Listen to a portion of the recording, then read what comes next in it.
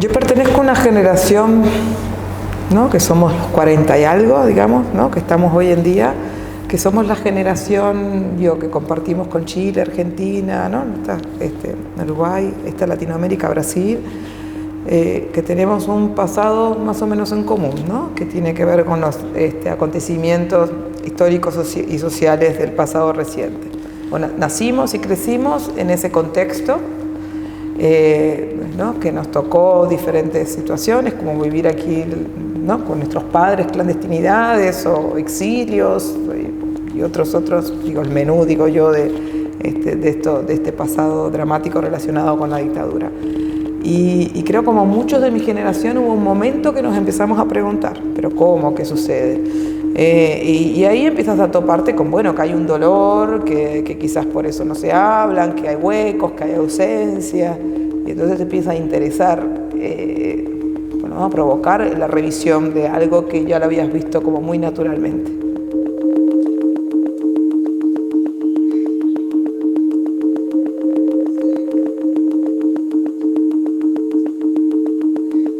Y un momento que te empiezas a preguntar por aquello que ya habías naturalizado. Yo tengo una tía que pasó presa un montón de tiempo, hasta un momento es algo que compartes con los demás porque se habla de eso. Tengo un tío desaparecido, pero no hablamos en la mesa, simplemente lo sabes, y en un momento empiezas a darte cuenta que en realidad en la mesa no se habla, o ya se naturalizó, o no se habla porque no se quiere, o qué es lo que, ¿no?, qué dolor, o qué significa el exilio, te empiezas a encontrar con las cartas, entonces empiezas a ver, porque quizás, como a mí me pasó, a otros muchos, que nuestros padres lo hicieron como bastante bien dentro de todo lo que... Yo no tengo traumas, ninguno. O sea, por eso no me pregunté quizás antes, porque no tengo ningún trauma. Mis padres lo hicieron bien, ¿no? Se encargaron, quiero pensar yo, o sea, así lo pienso yo, de que no fuera dramático todos estos, digamos, los despojos, los desgarros que tiene que ver con lo familiar y tal. Yo tengo una hermana, mi única hermana, que ella trabaja en el terreno audiovisual y el documental. Y ella empieza sobre el tema del tío desaparecido. O sea, yo tenía 37 años en ese momento.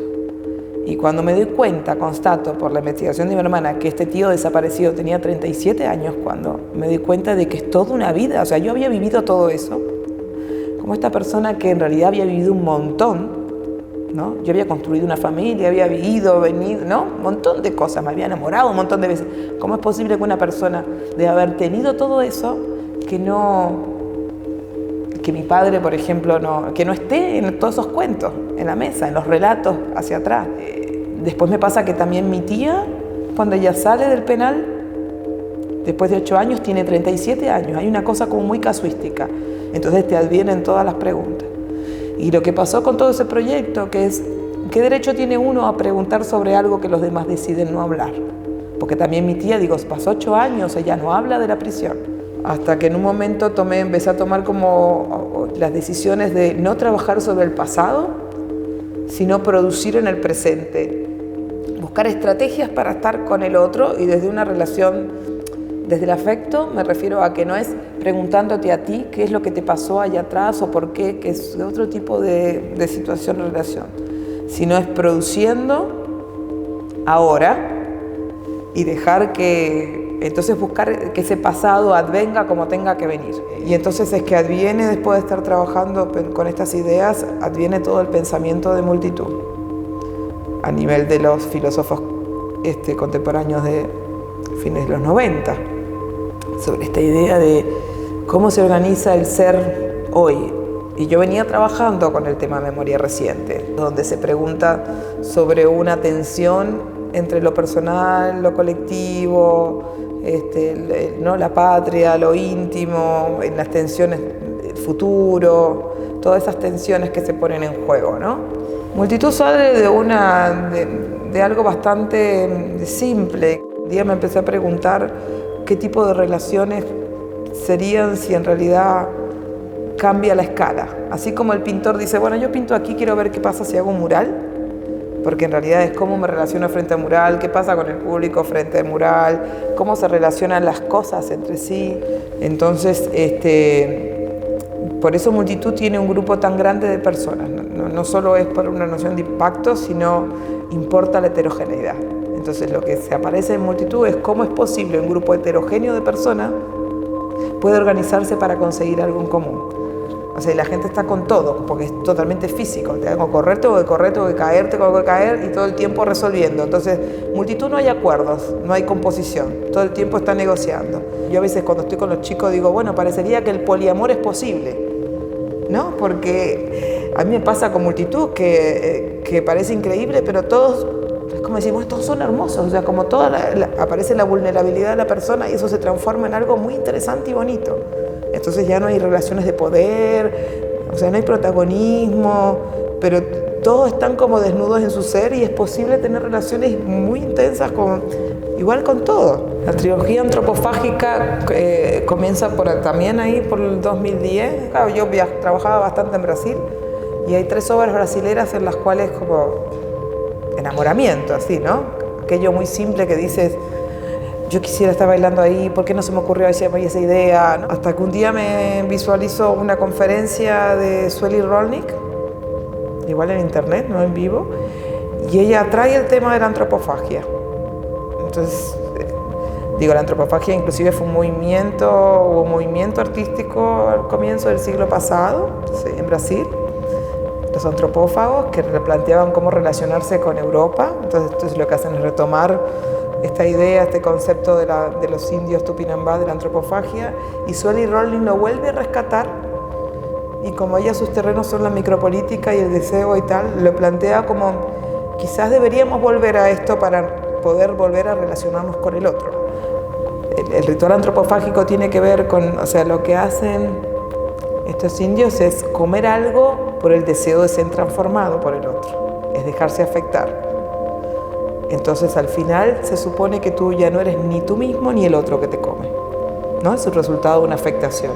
Entonces nunca podemos hablar de lo que se buscaba, sino en lo que devino. Entonces yo estaba ahí trancada, ¿qué hago con eso que deseo?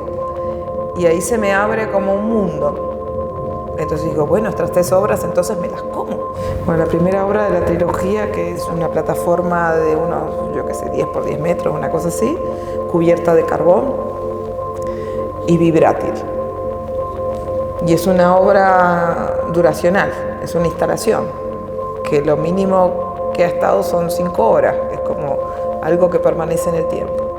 Y nosotros lo que hacemos es una invitación al público a sostener de pie y de a uno ese piso que se mueve, que tiembla.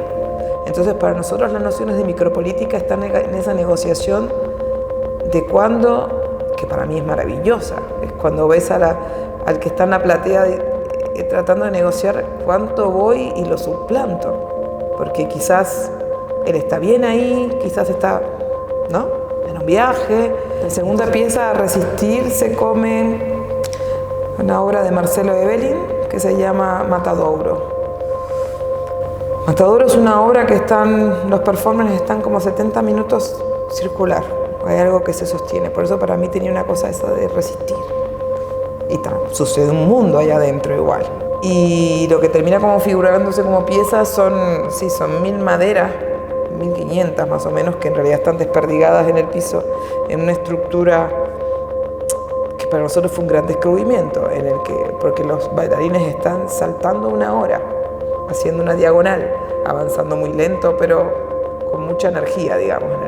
Entonces, por supuesto, ahí vienen preguntas sobre qué es lo que se resiste, ¿no? Entonces es una resistencia a qué, aparece una resistencia que potencia. Entonces es si el piso fuera seguro, el cuerpo se despotencia. Hay algo ahí también que empezamos a pensar sobre la precariedad de nuestros entornos tercermundistas, ¿no?, en relación a un continente que nos colonizó y que, ¿no?, que está más establecido. Entonces empieza otra cosa a aparecer que me parecía como que ahí es donde hablamos como descolonizar el cuerpo, ¿no?, para encontrar nuevamente ese lugar de potencia.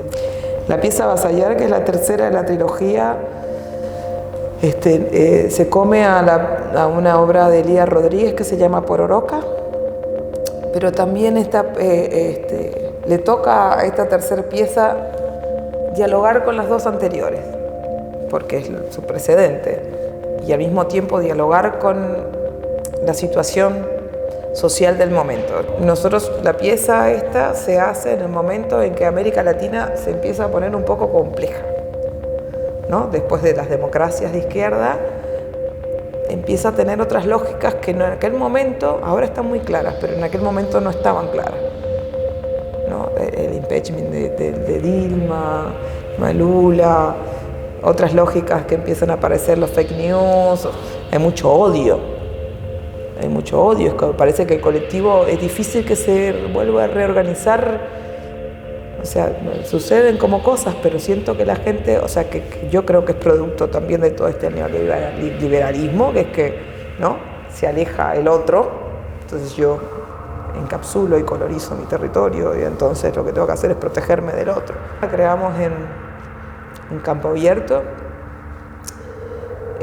ahí hay bosque, entonces toda la trilogía ya empieza un deseo de desplazarse de la urbe para poner el cuerpo en otra situación.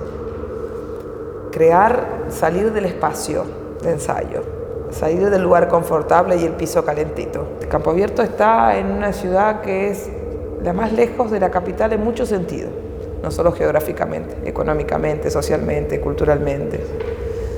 Es frontera, y la frontera es un lugar riquísimo.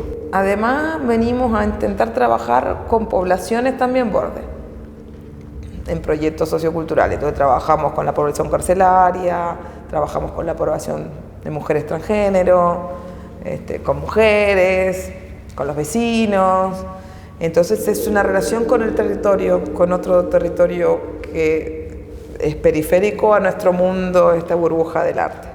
Pero en todo, siempre lo que está atrás es una misma idea que cruza todo, que es cómo habitamos este mundo, así. Es como accionar en el aquí y ahora.